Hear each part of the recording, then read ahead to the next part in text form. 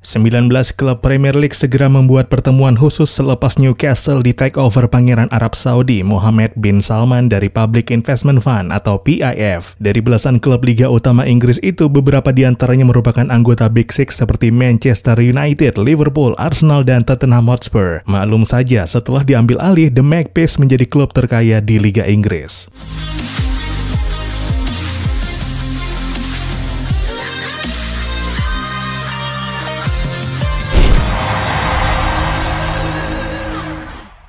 Halo dan selamat datang kembali di Papa Bola. Selepas Mohammed bin Salman resmi membeli Newcastle United, sejumlah klub papan atas di Premier League merasa ketar-ketir akibat keputusan itu. Dilansir dari Daily Mail, dari deretan Big Six, Setan Merah dan Tottenham dilaporkan sebagai klub yang paling marah dengan situasi yang kini sedang terjadi. Wajar demikian, lewat PIF, Mohammed bin Salman menguasai 80% atau mayoritas saham The Magpies. Mereka pun mengucurkan dana sebesar 305 juta pound sterling atau setara 5,9 triliun rupiah guna mengambil alih kendali Newcastle dari tangan Mike Ashley yang sudah menguasai The Toon Army selama 14 tahun. Dengan selesainya proses akuisisi, Mohammed bin Salman pun menyandang status sebagai pemilik klub sepak bola paling tajir di dunia. Kekayaan sosok Menteri Pertahanan Arab Saudi tersebut diketahui mencapai 430 miliar US dollar. Otomatis dengan injeksi duit ibarat nggak berseri, Newcastle menjadi klub raksasa baru di daratan Inggris. Rumor pun beredar jika tahun depan The Magpies bakal jor-joran dalam berburu pemain top baru guna memenuhi ambisi menguasai Inggris maupun Eropa. Menurut laporan Manchester Evening News, Newcastle menyasar Setan Merah sebagai ladang mencari pemain top. Nggak tanggung-tanggung, mereka dikabarkan berencana memborong 4 pemain Setan Merah sekaligus buat direkrut saat jendela transfer Januari 2022